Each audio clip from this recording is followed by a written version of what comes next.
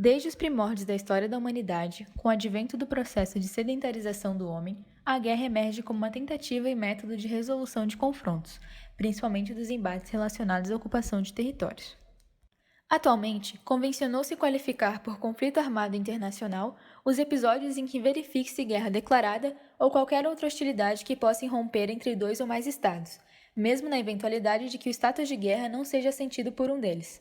Nesse sentido, as guerras árabe-israelenses se apresentam como uma histórica e inquietante conflagração enredada pelo Estado de Israel e as nações árabes.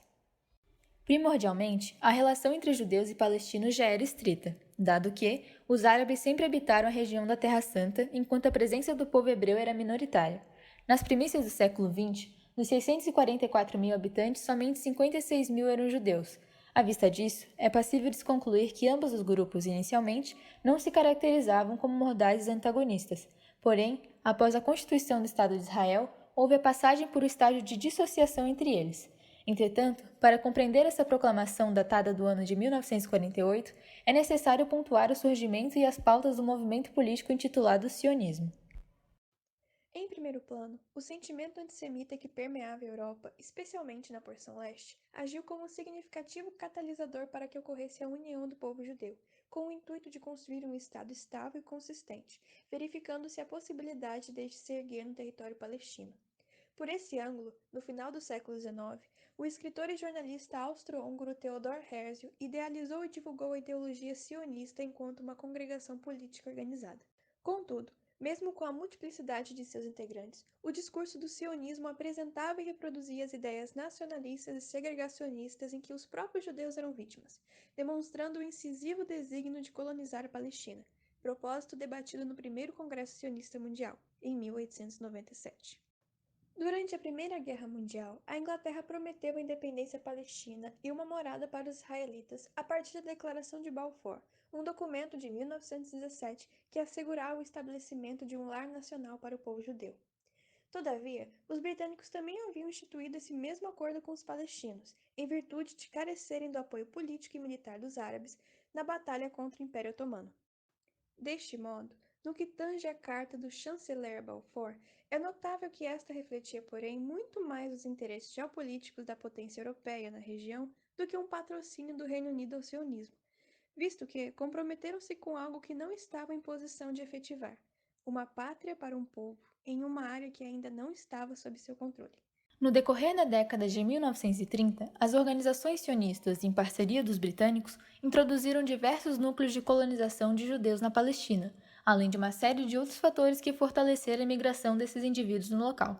Assim, a ocupação judaica, apesar de já existente, avolumou-se exponencialmente, sendo distinguida pelos árabes como uma estratégia imperialista e culminando em uma fonte interminável de conflitos entre ambas as nações. De maneira a apaziguar a rivalidade, a Assembleia Geral da ONU, em 29 de novembro de 1947, admitiu a Resolução 181. Este plano decretava Jerusalém como uma cidade internacional e determinava a partilha do território entre o Estado de Israel e o Estado da Palestina, sendo 55% para os judeus e 45% para os palestinos, cuja população era o triplo da anteriormente mencionada. Dada a proposta de divisão da região, os povos árabes se opuseram, posto que, além de deter uma porção maior da área, a nação judaica conservaria as terras mais férteis da localidade.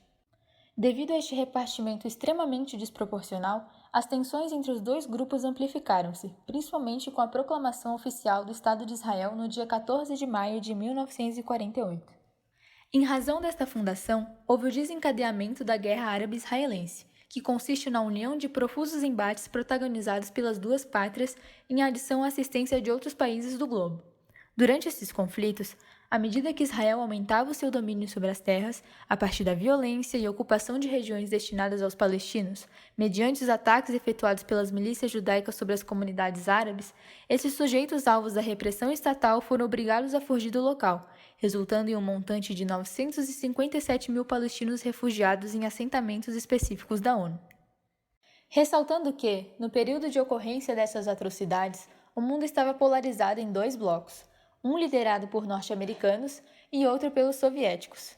Nesse sentido, a Guerra Árabe-Israelense sofreu a influência desta bipartição mundial. Por um lado, os Estados Unidos da América configurou-se como um fundamental e proveitoso aliado do país no Oriente Médio, e, em contrapartida, a União Soviética apoiou a causa árabe. No entanto, embora houvesse certo auxílio, a disparidade bélica ainda era gritante entre Israel e Palestina. Deste modo, como maneira de manter um controle hegemônico sobre toda a região, o Estado israelense assegura o império dos recursos hídricos, utilizando-os conforme suas próprias conveniências. Esse sistema de privação e retenção de aquisição a princípios básicos da cidadania se iniciou após a Guerra dos 6 Dias, com o apossamento sobre as unidades hídricas existentes entre o Rio Jordão e o Mar Mediterrâneo como extensão judaica.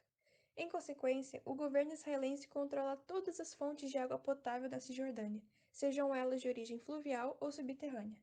O acesso aos recursos hídricos dos palestinos representa um número expressivamente inferior ao definido nos tratados de paz antecedentes, uma vez que o Acordo de Oslo determinou que cerca de 20% da água disponível deveria ser destinada aos cidadãos do território árabe. Entretanto, dos aquíferos à disposição, Israel utiliza 73%, os palestinos 17% e os assentamentos judeus ilegais 10%. Na faixa de Gaza, os problemas hídricos se agravam em virtude do bloqueio israelense no território. O aquífero costeiro, principal fonte de água potável dos residentes da região, está em evoluído estágio de contaminação, em razão de que 70 milhões de litros de esgoto não tratados desembocam no mar Mediterrâneo e nas bacias próximas. A reconstrução das redes sanitárias, destruídas em sua maioria durante invasões militares de Israel, e a reabilitação do aquífero representam uma proposta inverossímil, dado que, devido ao embargo judeu, os palestinos são impedidos de investir em obras de infraestrutura, caracterizando a instauração de um verdadeiro regime de apartheid. Em conclusão, o hediondo cenário criado e alicerçado no calculismo israelense, qualificado pela expulsão e assassinato em massa dos árabes, além da continência de gêneros de primeira necessidade, denota a ideologia clássica da tradição colonial, na qual práticas de discriminação, opressão e desumanização perpassa a privação do usufruto dos direitos civis elementares, baseando-se no critério de pertencimento étnico. Paradoxalmente, a fundação do Estado de Israel decorreu no mesmo ano de promulgação da Declaração Universal dos Direitos Humanos, evidenciando o caráter contraditório da situação, principalmente ao instituir uma política de segregação a partir da má divisão hidrográfica, utilizando da ecoviolência em conjunto com fatores políticos, econômicos e sociais como instrumento de limpeza étnica. I'm always sick. I'm always, I don't know. I can't do anything. See all of this. What do you expect me to do? Fix it? I'm only 10. I can't even do anything this morning. I just want to be a doctor or anything to help my people, but I can't. I'm just a kid. I don't even know what to do. I get scared, but not really that much. I do anything for my people, but I don't know what to do. I'm just 10. I'm just 10. All of this, when I see it, I literally cry every day, saying to myself, why do we deserve this? What did we do to this? My family said they just hate us. They just don't like us because we are Muslims. Why does Muslims act for you like that? We're just kids. You see all of the kids around me? They're just kids. Why wouldn't you just send a missile to them and kill them? It's not fair. It's not fair.